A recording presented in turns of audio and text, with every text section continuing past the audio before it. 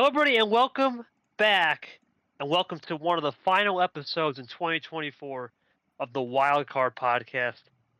Which started as a dream back in January, then finished up in September, then took a delay in October, finally wrapped up in December, and yet we're almost here to Christmas. What a weird Super League journey. We had a lot of fun and a lot of turbulation that we had to go through, but through the trials and tribulations and the turbulence, we got through it. We survived the system and the storms. What a weird topsy-turvy event, but here we are. Your thoughts on probably the craziest Super League. Now, we've only done two of these, but somehow crazier in 2023, which is hard to believe. Thoughts on that?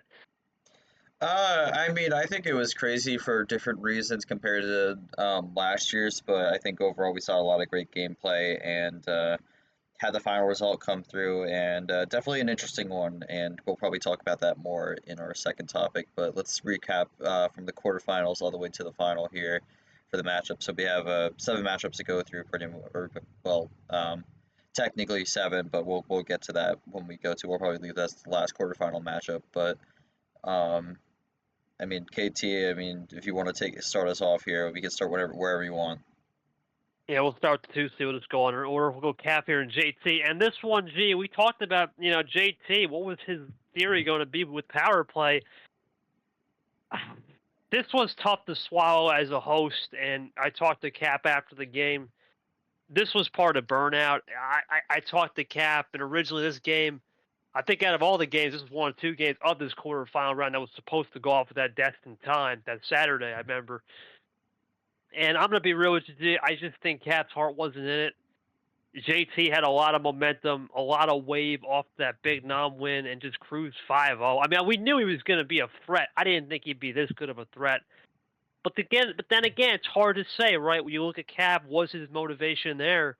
We'll never know. But for JT, he stormed in there and just took care of business. It was, unfortunately, would have been the worst game of the round. I guess of the games that played, it was. But it just wasn't a contest. And congratulations to JT. Cap, a great season. He won T2. I think for him, as a rookie campaign, he did what he had to do. But unfortunately for him, he said it best himself. He lost the last, I believe, 10 games in a row. He lost the last game to, I believe it was Christian Tago in game 9. Then he lost 4-0 in a third place game to Allen, and then he got destroyed by JT. And I don't know if it was the rust theory. We saw that a lot. What do you think went wrong for Cap, and what do you think was the X factor for JT? Because he didn't even use a power play that game. So at this point, he still has yet to win a game with it. It's crazy. Thoughts on that? I honestly think this is a combination of the style that Captain runs, and also just again kind of Turner being able to roll with what he has in terms of the draws. Yeah, I don't know. I think this is just kind of an unfortunate perfect storm of disaster for Captain. Not much really went right his way, but also the way he plays it with the low card starts really was not helping him out much. By the time we got to the point where it was 4-0 and he tried something a little bit higher in the medium range, by that point it was going to be a tough one to get out of. And this was a very quick series as well. No game went over 4 minutes, and total time was only 12 minutes 34 seconds. So if I'm not mistaken, I believe that was the shortest match in all of Super League. So really quick one there. Was not there for a long time, but Captain just kind of, I guess in a way, Captain just kind of got put out of his misery because, again, you said the motivation was kind of lacking, which I think maybe is also another dialogue because Captain had to wait like a month and a half, like 2 months in between games, which I think is a really long time. And I think that's something we need to address in the off season, potentially as a quick fix. So whether we make a tweak to the format to allow for these higher seeds to have some sort of games in the when the group stage is going on, or maybe like a separate group stage that has them in that determines like the seeding for the what's it called, the bracket phase or something. But I don't know. I think that's something we need to look into the off season to try to help mitigate that, because I do think some of the motivation was kind of lacking there. And that's not necessarily a good thing on us, because it kind of just shows you're just kind of out of it, don't really want it. Which I don't think that's really Captain's fault again, because there's a massive gap in between games. from when he last played in Space September and then here to Super League. So that's going to be something we look in the offseason. But again, Turner continues this phenomenal turnaround of a season, makes it to the Super League semifinals. I don't think anyone would have said that at the start of the season. I mean, KT, would you have said that? I mean, I I don't would think have I was said, on anyone's bingo card. I think I had him definitely. I could have definitely saw him making the Super League because he was close, right? He was very close. And in fact, I said he could have cooked in group stage because of no power play, maybe even round 12. But I didn't think he'd get past this point. I thought right here this would be the end of the line. But he was just so motivated. He came in hot at that point. He had played over what? I believe he had played over 30 games, and that's just a lot of games versus a guy coming off the cold zero. Now, one thing to add too, G, I think this is important thing to note: there is no D2 champion next year. That's going to take a lot of that fluff out. It probably takes about a solid 30 days out. But yeah, it's something Mm. we could look into maybe for the guys that are on that quote unquote double buy island. Single buy island's not bad, believe it or not. Single buy island's a little quicker.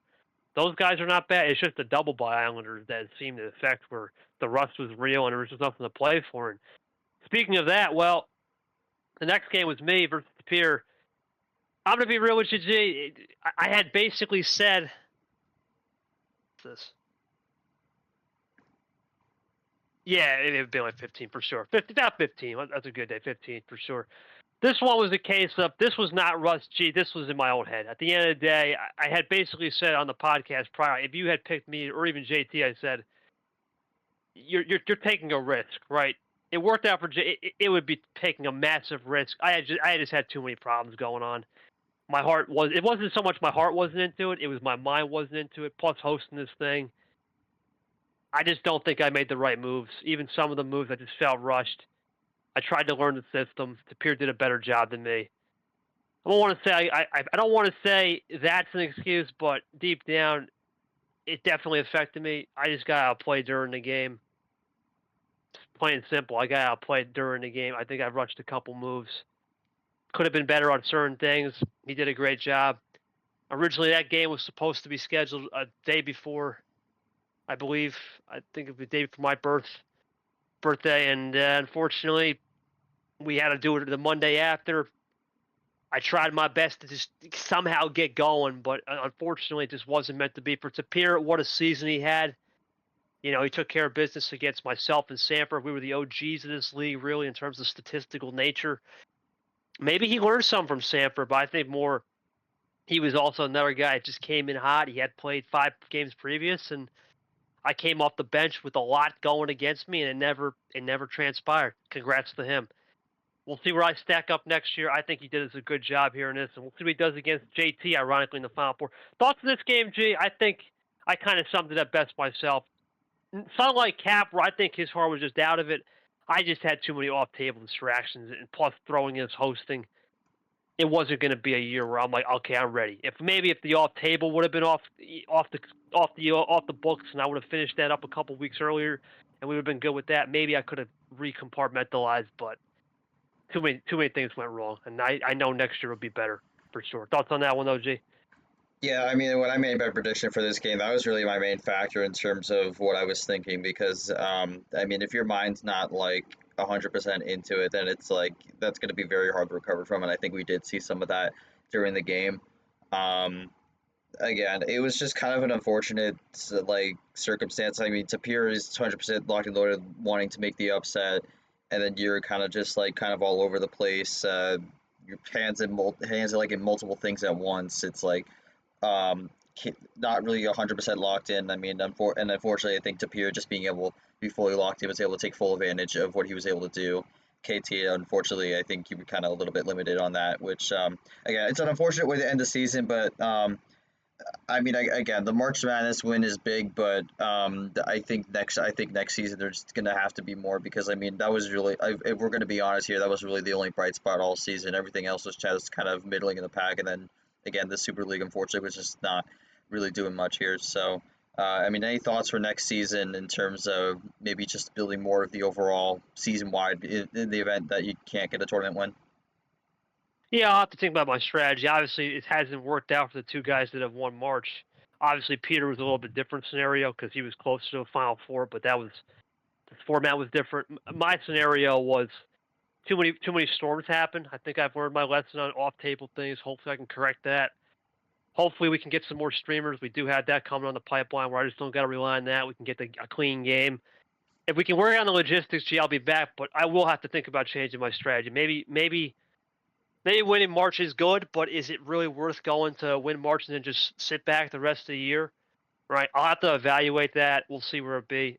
But the other tournaments, I think the one problem, I told you, I don't like certain tournaments. Tournament 2 being that, I have Tournament to 2. read that. Yeah, I cannot stand it because it's hard to schedule. It takes a toll on me mentally in terms of, okay, I got to manage every schedule. But now with the new people coming in, I'm hoping we can find a rhythm and I can really unlock myself as a player. This year with the bot, the change is over. Next year will be my year in the sense that, okay, I have everything. I should have no excuses unless there's something unforeseen on my end, which I can't control. But I'm looking forward to next year. I think I'll be good. You can't really complain. You got a trophy. You brought home. Anytime you bring home a trophy in the year when there's only 2 of available, right? Because there was no T5. That wasn't a trophy tournament. That's been for next year. But when there's only 2 available and you got home 1 out of 2, well, I guess 3 because of the regular season champion. So you bring at least home 1. You at least brought home 1. You can say you won 1. It's not easy. There's not many winners. Do you have trophies in this league? There's only 5 of them.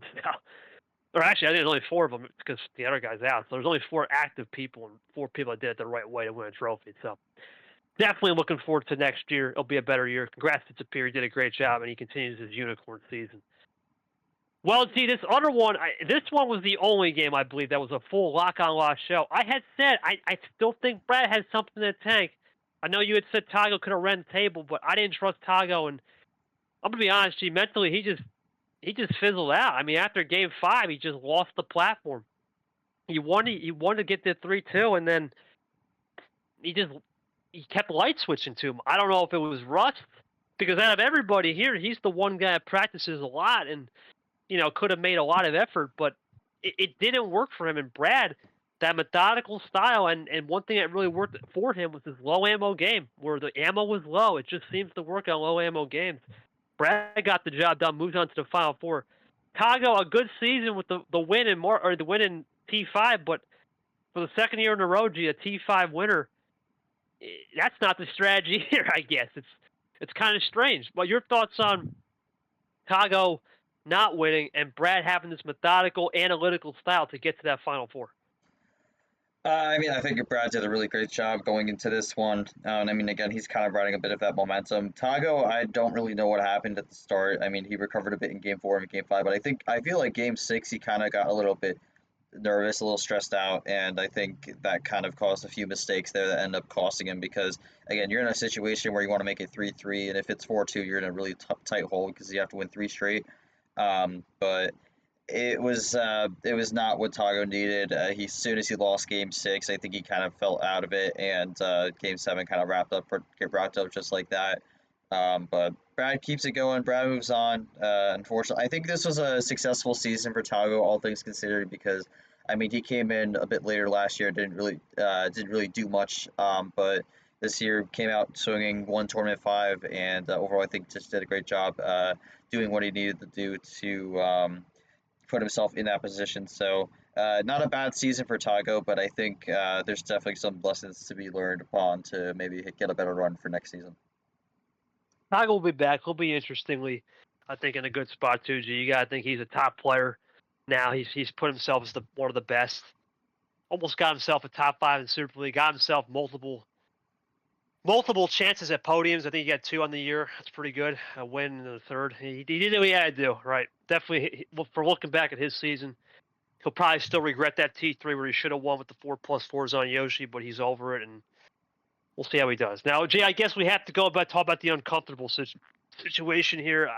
This was a logistical nightmare. Let's start it off. We had finished a round of 12 around the 17th of November. We were on pace around there to think everything was fine and dandy, but we basically knew on the 20th and 22nd the window would be short, and Chomik would have to play weekends. So originally, Chomik had suggested let's do 22nd on our time Friday, and I actually was down to do that. But the problem was he then switched it on us, saying, "Oh, I can't do that." And then we tried a Sunday night. I'm like, "Actually, that good sign up?" But then, okay, well, that doesn't work because he's at Monday at school. And then we were supposed to get the game. What was it? That Saturday, the 30th or something? Everything seemed to have lined up perfectly, and then the unthinkable happens where the bot doesn't work, or probably maintenance. I have to assume that day might have been maintenance. And then you guys were left scrambling, trying to get this game scheduled in. Then we thought, okay, maybe we got a window Sunday. Never occurred. Then we tried the 6th to 7th weekend, which was December, which was 10 days ago. But the bot was still down, and that was off an account issue on my end. And then when we tried to get the game going on the Sunday, one last gasp, it still wasn't up. It finally came on Tuesday. We just made say, you know what, we got to go. We made the call Monday morning saying Chomic's DQ. Gee, I want to speak on behalf of both of us here. We do apologize to Chomic. This is not how we wanted it to end for him. You know, he deserved at least a chance at Ashley. Whether he would have won or not is a different story. At least he deserved a chance.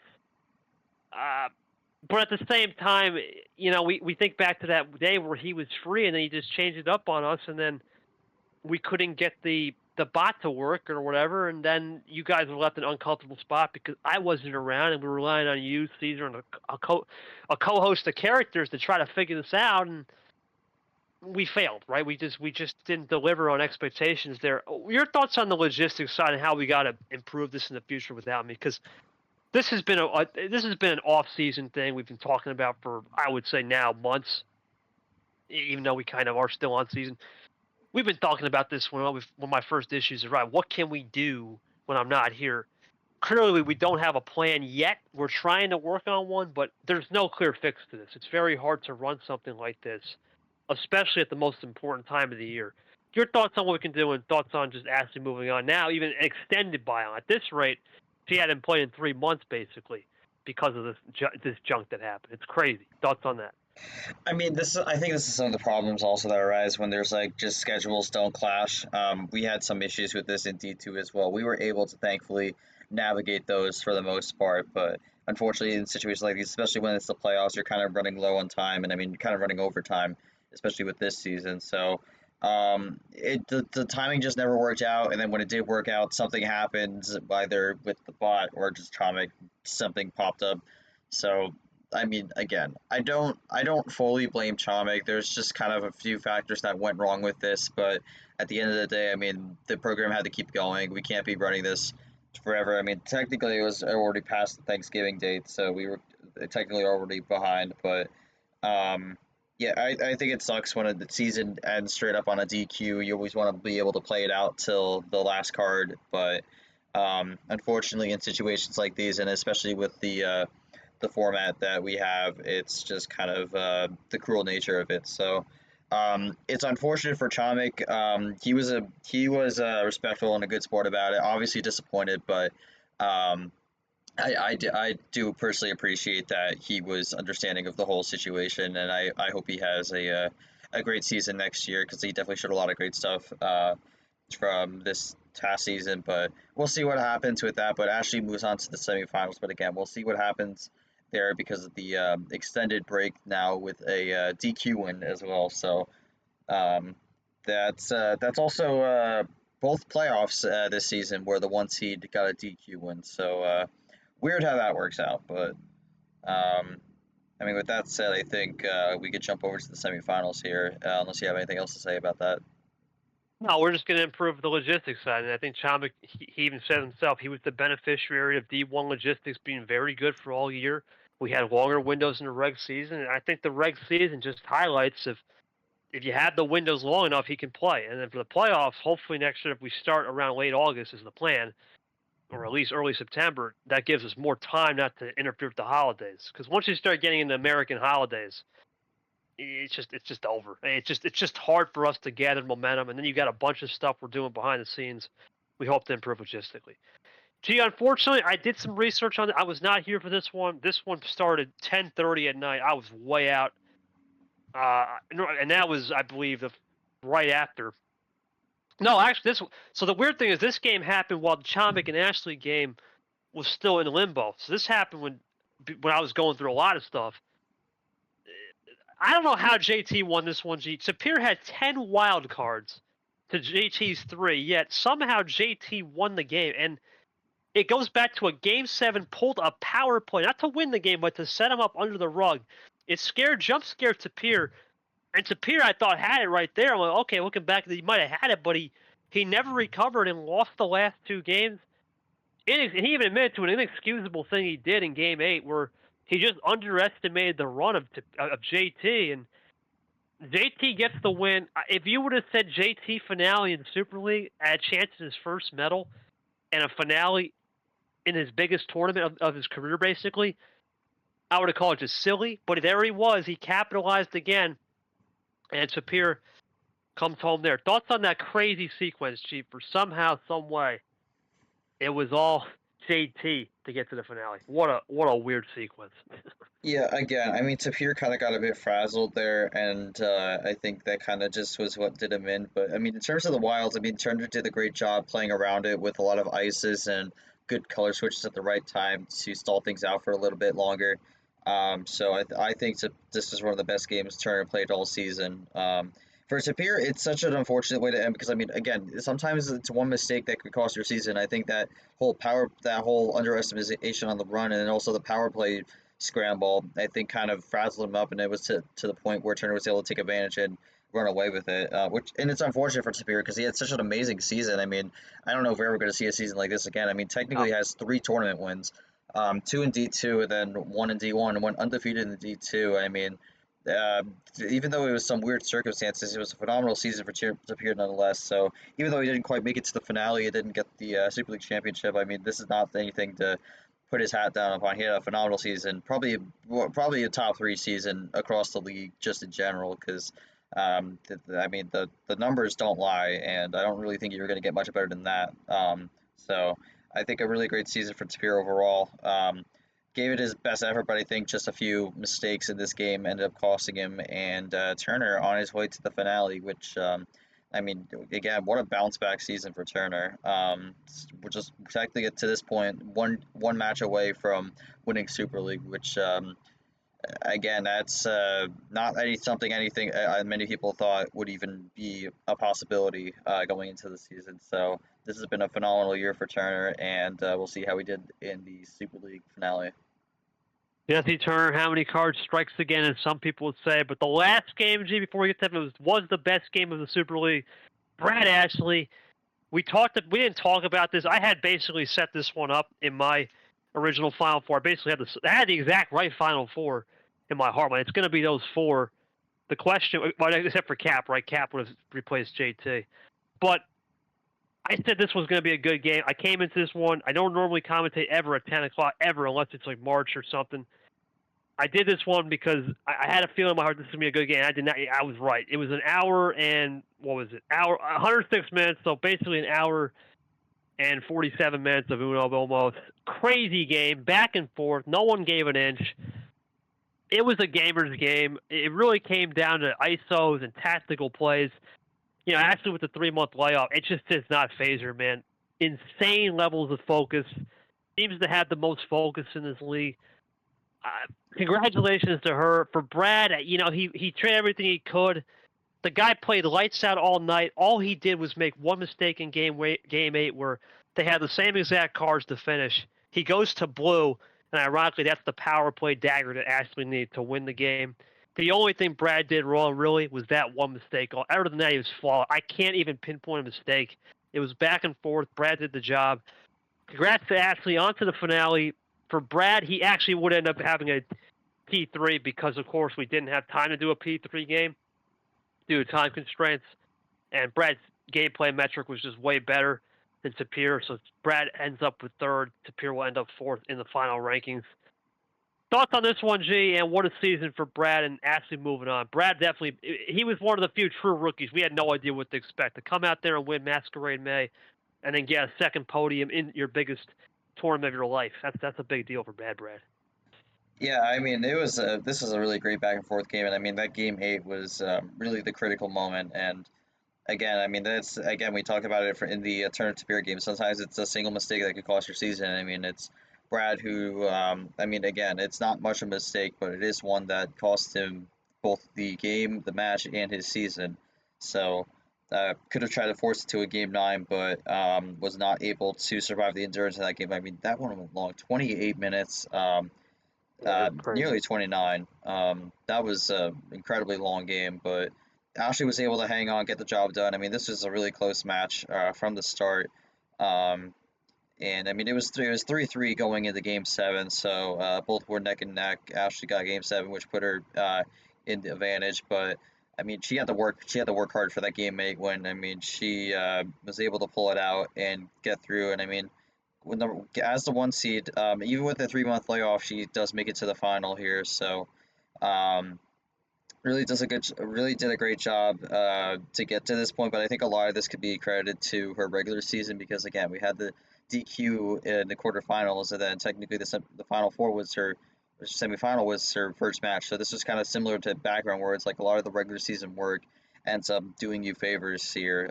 So Ashley able to put herself into the finale here, and now it's one game away from winning the 2024 season. Well, we go to that finale, G, and it was not much of one. Unfortunately, this was a rematch of the old game where JT was up 4-0 back in March, and he just lost it with power play. And ironically, in this game, it wasn't the power play issue. All Super League, he had done a great job on masterfully exercising patience on ammo. The problem was the moment he got down in this series and it was down 3-1, he just continued the patience. And the last game of the series, 6-3, ended. The last game 9, his final cards were double +4, a wild, a yellow +2, and a red 3, and just plays the red 3, boom, power play from Ashley, game's over. That's your world champion. I mean, I have to almost ask the question, G, was JT just never touched in a way? Because he never really had anyone get his hands on it. He played such a methodical style with no power playing groups. The round of 12, he didn't need it. The round of 8, he didn't need it. The semifinals, he used one to go carpet under the rug, but he was really never out of control with the game. The moment he's out of control, he just stayed even more patient. Could he have went aggressive to maybe put a hand on Ashley, or do you think this was the best player all year, and we all saw this coming at the end of the day? Thoughts on that theory? I mean, realistically, the only thing that would have kept this game going was the +4 because I mean, if he did a wild, it would have gone to yellow, which I mean, yellow was covered, Ashley so needed. Yeah. um, yeah, I mean, it would have extended it by maybe like one play, but I mean, still, I don't know if that would have been enough. I don't know if he would have done the +2 there at that point, but again, that's just hypotheticals here. He decided to go with the red 3 and it did not pay off, and then Ashley kind of just rammed through with it and won it. But Ashley wins Super League this year, and it's interesting because it's an inverse of last year because technically the last seed in Yepes, who was a 10th seed, which was a 10th league field, 10th person field, was the one who won last year, and then this year the one seed goes on to win this year. So we kind of have both top and bottom here in terms of the winners. But I mean, again, congratulations to Ashley, a very deserving winner. I mean, her regular season was phenomenal, and I think that was really the bulk of what helped her get to the point where she was set up to be able to get these two matches in and get the win here. And again, it goes 2-0 on Turner on the season. I mean, I think at that point, Ashley kind of has Turner's number. Turner gave it his best shot. I mean, this was a phenomenal season from Turner. I mean, definitely probably the biggest comeback, biggest improvement of the year award for sure. But obviously, to fall one step short, it's definitely got to suck. But I mean, with how Turner was last year compared to this year, I mean, the run he was able to go on, I mean, I think this was nothing to be ashamed about. And I mean, he ran this from the groups all the way to the finale. He played the most games out of anyone in Super League. So 53. yeah, 53 games. so to make it to this point, I really think showed his ability to maneuver through the field, and I think he did overall a great job. And I mean, this was technically the only luck because he didn't lose in the groups. He had 3 wins and a draw. So I mean, he ends on with a 6-1-1 record in Super League, which is probably one of the best ones we'll see in a while. But yeah, overall, I think it was a great season for Turner, but I mean, a big congratulations to Ashley. I think she was definitely one of the favorites going into this one, and she absolutely delivered on all fronts. So she will be your 2024 MRA Uno Super League champion, and technically world champion too, because we have a bunch of internationals. So technically, you can make the claim as well. But Double world champ. But the crazy G, she won it off server, now has it on this server, won the regular season, does a double up. It's a real inverse too, G, because Yepez won T4 in 23. Actually didn't even play T4 in 2024 and finished the job. Crazy. So we're gonna get to her in a moment. And one thing I will say for Jesse, well, man, he's an OG. This league. He's only 1 in 9 guys. We're one of actually us three represent about 33%, and could change because who knows what could happen in the future. But we're only 1 of 9 people that have played every regular season tournament. And there's only one guy in the history to play 12 for 12, and that's me. In every tournament, if you include Super League, there's not many guys left to really have that JT style where it's OG, patient, and then he also get a little card lay. He's one of a kind. I think for him, I talked to him a little bit, and he said he goes back to that Nam game, man, where if there's one thing he learned, it's like, man, I could do this, or I could beat guys like Nam. I could beat guys like Toaster guys, Sanford. I mean, he took care of Sanford 3 times. Sanford doesn't want this guy on the Christmas card list. There are times where JT has looked phenomenal. I think he's going to improve. But we'll go into this next segment, and we're going to kind of go about the story, the legend of Ashley. How was this story built? Well, it started almost a year ago to the day, G, back on December 21st. We were obviously scrambling. We both had kind of knew the situation, unfortunately, with TJ, right, and the Alting thing. And I said, okay, I got to start scrambling here. We're clearly we're about 20, 30 people missing. I think it was about 20 by the time I reached out to him. I'm like, okay, let's take a shot here. Let's go to these other servers. There's this one Uno server I'm in. It's pretty dead, right? I'm not even gonna lie, it's pretty dead. I see it randomly, just out of the corner of my eye. I'm like, okay, I see someone that has a world champion label on their roll tag. I'm like, okay, let me go reach out. Maybe I'll take a shot in the dark, right? I'll take a chance in the dark. Maybe we'll get this person, right? I said, okay. I said, hey, my name is, I don't even know. My name is KT, right? I run an Uno league. I see you're a world champion player. Would you be interested in joining? Yada yada yada, right? Stuff like that. So lo and behold, I'm thinking, okay, well, there's no way this is gonna. There's no way, right? I'm thinking in my head, impossible, right? It's not gonna happen. I'm already expecting. Let's move on to that. I'm already got in my head. Let's move on to the next person, right? So crazily, I answer that, and then about the same day, 2 hours later, she says, "Yeah, what's up?" And then I say, "Well, we got an Uno. We love to have you. Blah blah. Who is we? And can you explain for her?" She then thought you want me to host it, and no, that's not how it works. No, I said we as in the team and we're just looking for players 2024. Got an official handbook. I see what you're asking, grammar matter, blah blah. So okay, I gave her the schedule. Sounds fun. Joins the league, whatever. Then does a test session with Yoshi, and it's nothing really impressive other than okay, runs the gauntlet right, kind of says some things about power play right. Understood that a little bit pretty well. I'm like, okay, well, we'll see how she does in March. I call her my yard. We got a world champion in the server. Pretty funny story there. And I said, well, this might be good. Buzz, where do you think she could finish in March, Buzz? I say, well, I don't know, but if she's a world champion, I'd be surprised if she doesn't finish top 3 or 5. Right? I just made that as just a joke, right? And lo and behold, she plays her first game in the hardest pod of the year. What was originally the OG hardest pod? It was you, H, her, and Captain.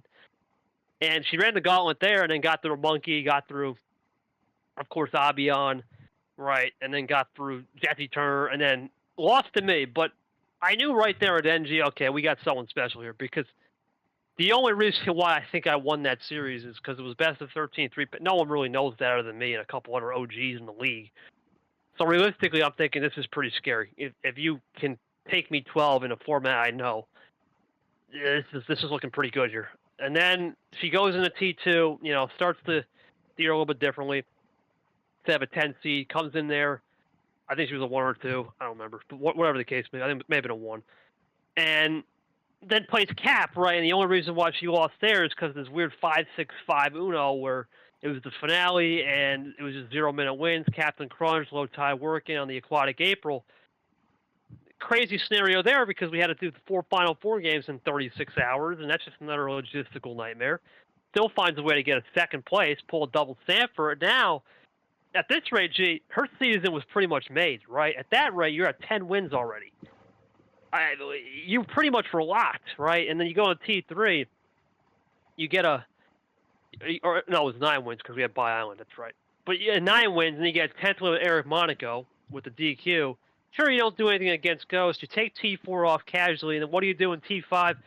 Well, you go 3-1 Well, I and mean, park the I don't. bus. She didn't like casually take T4 off. It was because she literally couldn't do it. But No, of course, she couldn't do. It was real circumstance. But the joke here, when you listen to the pod, we just say casually because her season was so dominant. She could have just went on Bye Island and didn't really need it. You know what I mean? But figuratively, yeah, casually took it off. But I know the reason why she took it off, and it was a good reason. But then it comes back, goes 3-1. Loses to Tago. At this rate, #1 player in the league by sure. The resume was just ridiculously good. What was it, G? 6 or 7 Q1 or 2 wins. No one was even close. I think the next closest guy might have been myself at 4 with Q1 and 2 combined. I mean, it was pretty much in the cards to win the regular season championship. And then, waits 90 days, comes back into the quarters, doesn't have the game, comes back to compartmentalize that. May not have been her best stretch, finds a way against Bad Brad, and then beats JT. I have to look at this and say, are we ever going to see an 80% win percentage on series? Because she went 16-4. That's unbelievable, right? 139 starts, 83 wins. We're never going to see this again, right? To this level of just dominance. However, in most sports, you know it. The best player does not always win.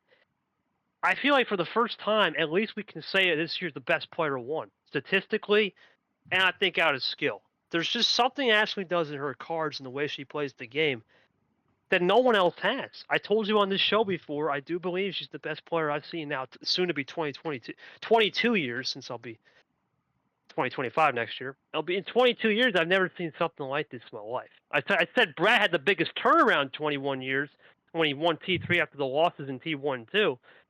But in terms of outright skill and talent, there's just no one better. I can't think of anybody that had a better season in terms of just D1 only on a skill level plus statistically to back it up. Even when Yepes won, there were still questions and doubts of, well, did Charles Samper let him into the Final Four finale in T4? Was he regretting that? Here, there was no doubts. Every single thing she checked off. 100 starts in her career, right? Nearly 100 wins in her career at this rate, and she's only started, right? It's insane. Everything. Got a regular season trophy, now a double trophy with a Super League belt. I mean, there's everything she wants. Could have been a 4-time winner this year, G. Very likely would have won 3 if it had been for the 5-6-5. And, maybe if we had done a best of 11, maybe she wins March. It's crazy to think in one season she's done all these numbers and has put a record on the league. The only thing really left for her to prove at this rate, G, is go out there and just back it up, I guess. I don't know. I don't expect her just to fall off barring life circumstances. I think it's one of these players that just knows what. Obviously, we saw Yepes fall off a little bit. Mainly, that could have been just a hangover, a new system. The difference is when Yepes won, we had rules where you could go 15, 15, 15, 14. You could have spammed certain card star. Here, there was none of that. You had to really be diverse on CSR, and when you had to be diverse on MCSR, you had to study the tape. She did all that. She checked off every box. I don't know what to say. Congratulations to her. One of the best players I've seen, and now soon to be my 22 years of playing the game. What's your thoughts? You called her a phenomenon back in March after she had played. Even though she lost, we knew right there and then she had arrived and continued to make the path going forward. Thoughts on that? I mean, I thought that entire March pod I was in was gonna have good seasons. Unfortunately, only half of that was true. But um, I mean, again, I think most people could see, even after the loss to the captain, that Ashley had something there. And I mean, she absolutely showed. Or no, the not the loss, captain lost to Ashley. I'm mistake. I mean, we saw Ashley in March. I mean, she kind of ran through with it, and once she was out of the pod, she kind of ran away with her region. Um, and I mean, again, back-to-back finales. That's only happened one other time in this. Well, technically 2 other times because Sapir did it in D2, but he won both of them, so that's a little different there. But I mean, she made back-to-back finales and then added on another Elite Eight in Tournament 5. Only a small blemish in Tournament 3. But I mean, overall, had a great season, and honestly, with how the system goes, even that one slip up in Tournament 3 was not going to detract her too much from what she had built over the course of the year. So I think with how she was able to get it done, I was honestly very impressed from her from the start, and I think she's gonna have a lot of good things to come in terms of a title defense for 2025. I think so too, man. Her personality. I was fortunate to do some press conferences with her and Cap and myself. Of course, Art did that back in March with JT and Nam. And out of everybody that I did a press conference for, there just seemed to be something there, right? There's like, okay, I can sit in a chair for 6, 7 hours and just stay focused. I've never seen a focus like that just for one dedicated task, right? It takes a lot to just do this. Now, gee, obviously, you know me. It doesn't take a lot to impress me. Frick, you were doing the sheets yesterday. Now, this is incredible, right? But for the game of Uno, right, it does. It actually does because I've done everything. I've played all different types of formats, and there's not a lot of players that could have done. Which appeared that was amazing in the sense that he had a great resiliency and the fact that he had to learn the whole new system from D2 to D1 in what record time. But this was just raw talent. Where I don't know if we can say we'll ever see it again because there's certain players see raw talent. You could tell Ashley's got it. You can tell to an extent Cap has something special in that low card. You look at, let's say, somebody like myself, Jesse Turner, we're OG. We got to work for everything, okay? We're not going to get anything handed to it. We don't have the raw talent. We got to develop and use the systems built in to go. There's no one other like this that was able to adapt to any situation at any time and just come in and take names. I just don't think we're going to see a season of that dominance of 16-4 ever again. If we do, and that 16-4 remind you of someone that didn't even win a tournament in the regular season. That's just crazy to think about. And if we do, hats off. But now everyone knows who she is. Everyone knows who this rookie class is. Let's say that rookie class is now broken up. They're no longer going to be the rookie class that was the rookie class. I'm looking forward to next year. Congrats to her. That's her segment on the pod. I guess as a send off there. So congratulations to the world champ. She gets it done. First not first international, not international Super League champion. There's only 2 of them, but there you go. That's something to note. Mm-hmm. But okay, let's go to the league announcements, G, and then we'll do a little league. So some league announcements. Obviously, D1 calendar is released. We have something called the expansion advisor expansion list. We've done a great job of expanding the league on that. Do you want to talk a little bit about that? What we're going to see for next year? It doesn't change this show. In fact, this show is probably one of the few things that doesn't get changed. But everything else in the league is going to be revamped. Go ahead and talk a little bit about that. Yeah, I mean, well, I mean, with this show, there's two positions, and both positions are currently filled. So I don't think we're gonna see any of that anytime soon. But I mean, the biggest change you're gonna see is a lot more faces helping out in the different spots that you usually see more or less a commission member in. So I think we're definitely gonna see a lot more commentators going through for the games on stream. You're gonna see a lot of different refs. Um, if you're in the server, you'll see a lot of more people do writing stories and whatnot. And then, I mean, even that there's going to be a few streamers who aren't necessarily commissioned that are going to get introduced. So we'll have a few streamers in the action, kind of running the games and whatnot. So I think overall we're just going to see more diversity in terms of who's helping out, who's helping out. There's a lot of people who wanted to put their hat in the ring to get a hand in stuff. We're going to see a lot of different refs. That's one of the main ones that a lot of people are interested in. But I think overall it's going to help things progress really quicker, and it's not going to hopefully not going to create any situations where we have a game schedule, both players can do it, but we can't have a ref or people who are ready on commentary at that time, and someone has to solo commentate. So hopefully we don't see any of that next season. I think with this we'll be able to mitigate that, and I think with the refs as well, with the international refs, we'll be able to open, and this will be announced once the handbook gets the updated handbook gets released. But we're going to be trying to move to a non-stream 24-hour window, so that'll be a big change to help international players be able to play whenever they want at a time that's convenient for them. If it's later in the day, so like 2 a.m. games would be a go. Even players who might have jobs or something like that that require them to be up late at night or something like that, and can only really do their games during the late evenings or something like that. So I think that'll help a lot of people out, and I think that'll help a lot of situations where if it's international versus international, and it's like Europe, it could be done at a time that's more convenient for both players. So That's probably the biggest change that's going to come out of it, but there's going to be a few more other stuff as well. But hopefully, this will all make for a better product for the 2025 season and beyond. Looking forward to that, G. I think it's going to be great that we have a 24-hour window going and flowing. There's a lot of great things I'm looking forward to personally, too. You look at the year, we're going to have new people. Let's put it out there. Obviously, JT coming on board. Great season. Now going to help with the streaming. That's going to help a lot of you. Obviously, G, we talked about this league as commissioners.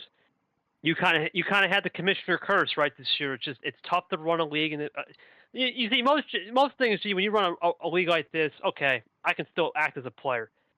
Something like this with this league where it's very big, it's growing very quick. You got a lot of moving parts. It's hard, and then you got to throw in a player. It's not easy. I hope next year you can get back onto your usual footing as a player, right? Obviously, I had experienced the same 23 where I tried to break out of it. It's not easy, right? I hope we can at least, and the team as well, can have some peace knowing, hey, you know what, we're going to get a lot of help. Another thing to note, I think I'm personally looking forward to is the stats team. I think I'm not in charge of that, but I think I want to see what those guys do. The media team as well, what they're going to cook up. That'll be interesting. Ref and commentary, we're going to be stacked. We got a lot of people.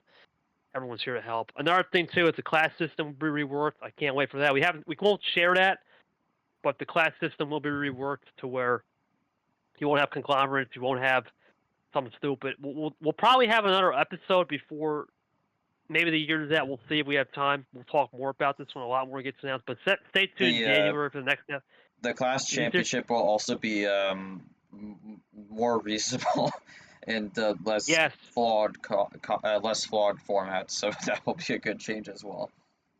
It was terrible. I don't know why we approved of it. That's on us. That's just we collectively just weren't thinking. Let's just go with that. But another thing to note too, we also will have a lot of new people coming up in D1. Right, we got some promoters. We got a lot more of organized formatting on scheduling. We got some more logistics people. It's turning into a good league. You know, you throw in definitely a new Super League format will probably come. It may not be anything ridiculous or unrealistic, but there will be some tweaks to that format as well. Regular season's been announced. T5 is now a major championship. It's now for a trophy. In the past, it was just T1 and Super League. Now it's T1-5 and Super League. I think it's a great change. And I don't know if we ever mentioned the D2 calendar. If you want to go a little breaking news, G, we got a little bit of that. If you want to go ahead and get a little taste of the fans. I don't think we ever announced that. So if you want to announce it on the show right now, go ahead.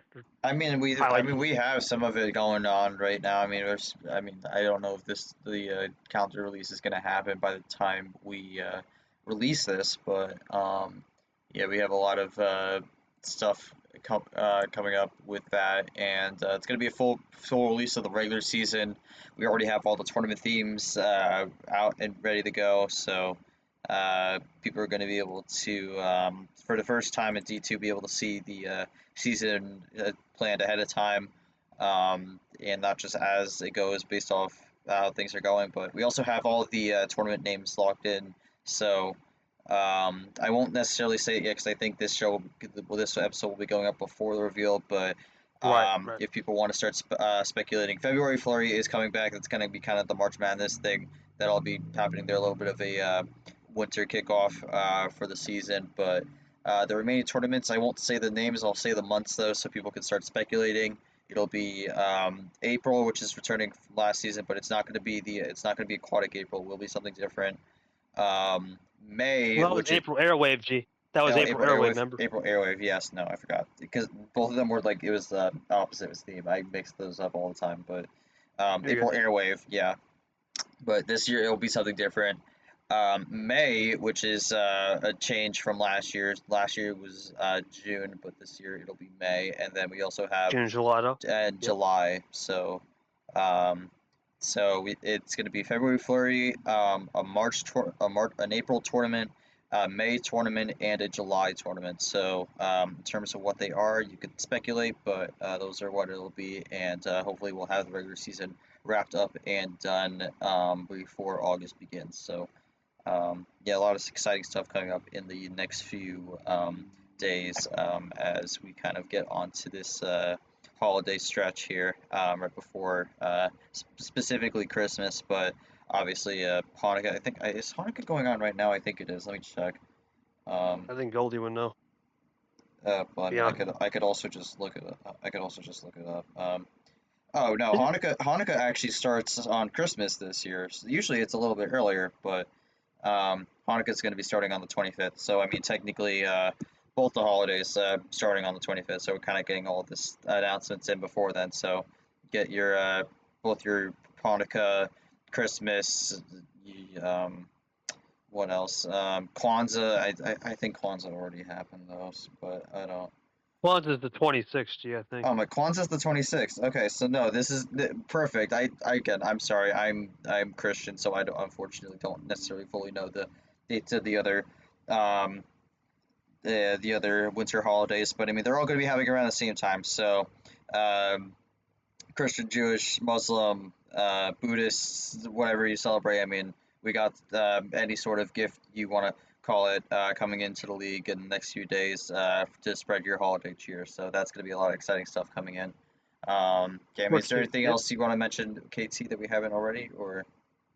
Can't forget about Happy New Year's. Yeah, that's one of my favorite New Year's Eve. Well, Great holiday, love it. that one is a universal one. So. Yeah, I love that one. Yeah, that's when I go all out, no limits. I don't really care. I'll have a Yeah. feast on that day. But I hope you keep your shirt on that day. That would be bad if you see, come on, if it's warm now, you know I ain't gonna keep this shirt on. Come on now. But most of the time, it's usually cool. Actually, there's one New Year's Eve I remember it was 70 degrees. I'm like, oh wow, this is nice. So, midnight, go outside a little bit, watch a couple fireworks from the porch, and you know, shirt off, right? But that's rare. I don't think it'll be 70, but most of the time, shirts on. But anyway, no, it'd be a good one. I'm looking forward to some of the stuff we got planned. A lot of great things. Still the same team members from the OG. Samper's still there. You still got OG Ard. I think Ard coming into it. One thing I mentioned, he's done a great job. We don't have the show anymore after tonight.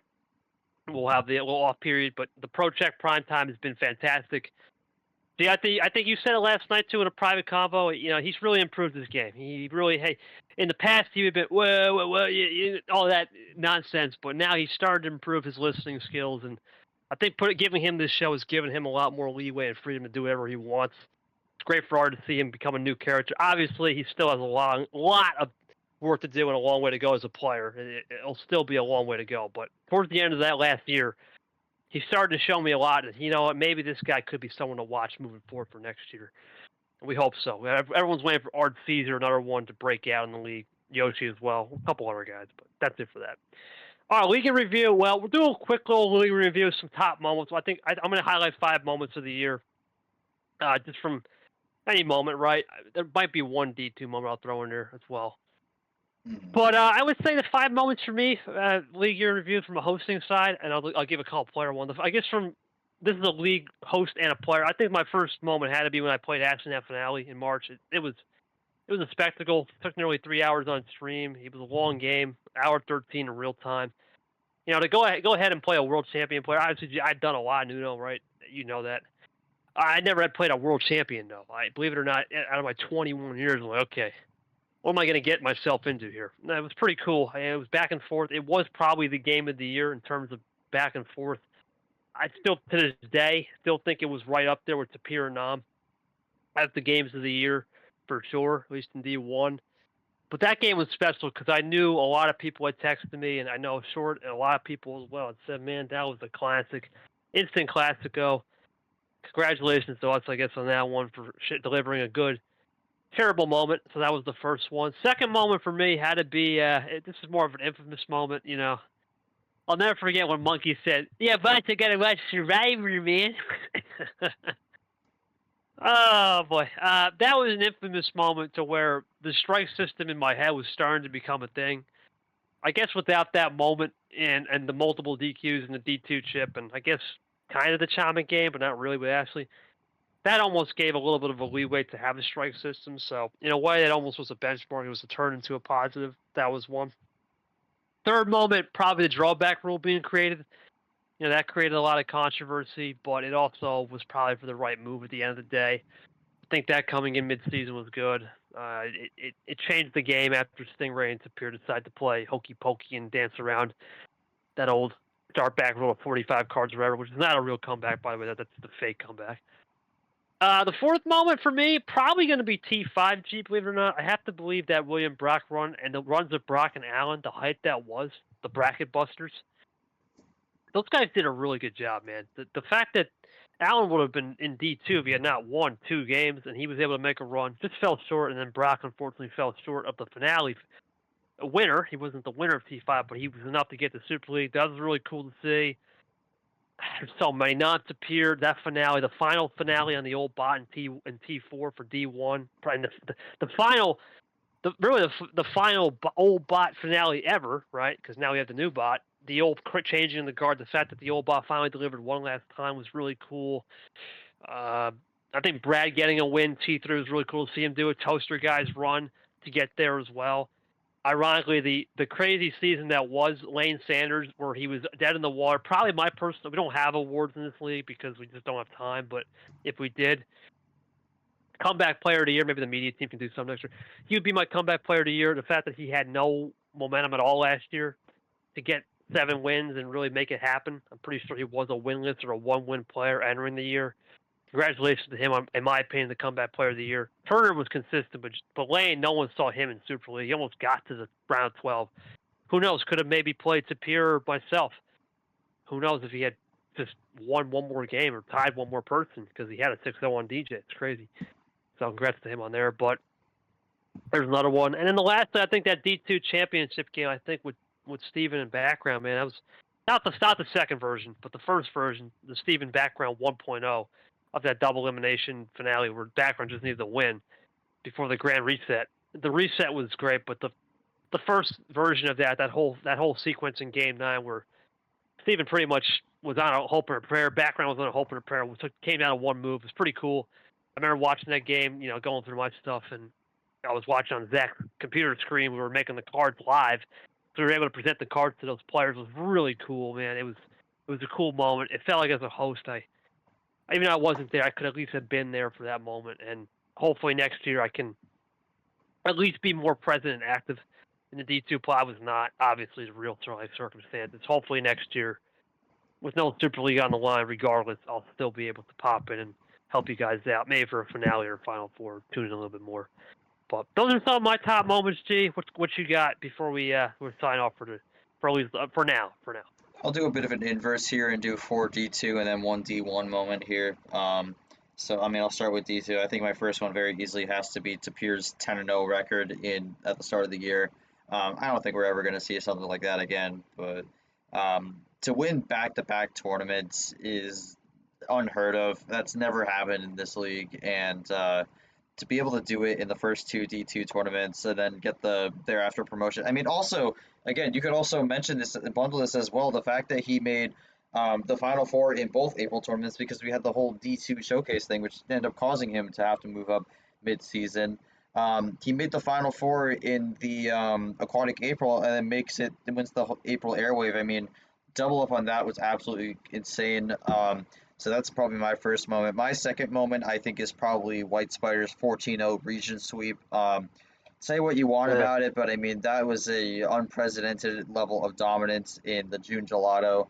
To go into that tournament after coming off not really a great April Airwave, and just straight up dominate your region. I mean, he took out Cyan Titan. He took out I want to say who's in B. Let me double check. He took out background character who was the runner up on the overall season. Then went on to take out Rune and then took out Rana in that regional final. So I mean, completely dominated his region 14-0. I don't think we're going to see that again. We got very close to that in the Acoustic August, which is actually my third moment on this list. And that is Nightwalker's run to clutch his spot into the D2 championship.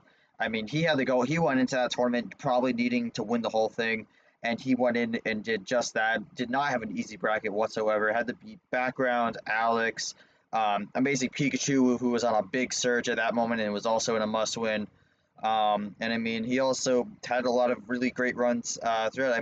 I'm pretty sure he beat. Who else did he beat? He beat the 1 seed. I am pretty sure. I have to double check this because it's been a while. But He beat Alex, um, right?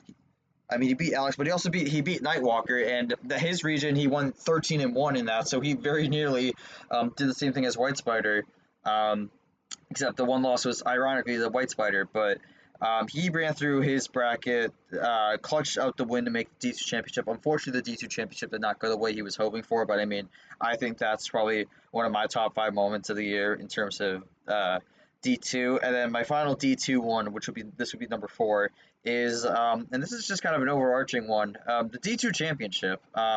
And what I mean by that is the fact that there was not a single sweep throughout the entire thing, which I think was a real testament to the players. I don't. We have not had a postseason. Um, I don't think we had a postseason to this point. I mean, we technically in the 2023 Super League we didn't have one without. Again, the format was a little weird, and I think it was a format that kind of lent itself to not having any potential sweeps. But I mean, this year kind of proved otherwise. But I mean, not a single sweep, and there was a lot of moments where there could have been an absolute torching, but no, never happened. Not a single sweep in the D2 championship. So I think that was a testament to both players and the format. So I think that was a moment, in my opinion, showed of the competitiveness. And then for D1, I think my moment, I'd probably go with the Brad Ashley game in the Final Four of Super League. And I mean, Ashley's just rise to win the whole thing. I mean, that was a phenomenal gameplay from both players in that one. And I think that game 8 finale in that one for Ashley to be able to hold on to survive the endurance test there and make it to the finale and close out what a phenomenal season that she had with not only just her first tournament win but the Super League championship was quite the moment in my opinion. So in terms of my D1 moment, I think that I would have to give it to that. So I mean those are my 5 moments: 4 D2, 1 D1, inverse of your 4 D1 and 1 D2. But I mean, let us know what your favorite moments of the year were down in the comments or even just in the Discord if you'd like. We'd love to hear what were people's favorite moments of the year, whether it be their own personal moments or even just things that they watched throughout the year, any storylines that developed. So, very interested to see what any of the viewers have to say down below. Great season, G. We'll see if we can have one more episode, maybe. We're gonna have some preseason, as we like to call it, preseason Thunder videos coming, or it's gonna be podcasts coming probably in January. Hard to believe, G. January 5th, January 5th or 10th, we'll start to begin the process for March Madness D1 and February Flurry, as you said. And also, we'll probably have the Super League format picked out in a new city. We're going to a new city. Little spoiler here: we're not going back to Europe. Of course, we just went to Athens, and of course, 23 went to South America with La Carnival in Brazil. Sucks for Caesar, but we'll see. Maybe someone will benefit from a home field event. I don't know. This year, no one was from Greece. Kind of the only sort of home field was Cap, with being Europe, right, in Latvia, but we never went there. And I had been to Athens, but that's about the only known home field advantage there was. We'll see if we actually had someone with a home field advantage come 2025 for that. The rest of the formats are TBD. Of course, they're on the players in D1. We don't have a timeline for that until we get to, who knows, March. Probably sometime in March we'll get some of that. But great season. It's been a good year for the podcast. We'll have probably one more episode, hopefully either early January or possibly late December to really cap off the year. But if this is the last episode of 2024, thank you for everybody for coming on board. I want to thank Short. I want to thank Sanford. I want to thank G, myself, Lamas for all the beautiful thumbnails, man. Great job to Cody. You were the main guys to make this podcast go around. Thank you to the fans. Cannot wait to make this more active next year on the show. We're going to have a lot more interactive stuff for sure. I'm personally looking forward to it, and it's going to be a good one. For myself and G, one last time, check us out on the main stuff. Of course, the old Apple Pod, Spotify. Check us out on our home base on YouTube. Have a great holiday season, my friends. And to all the players out there that have played in this league, I would list them off, but you know who you are. Thank you so much for watching the Wildcard Podcast. We'll see you around, and we'll see you coming soon in 2025 near theaters near you. Have a good one. Stay well.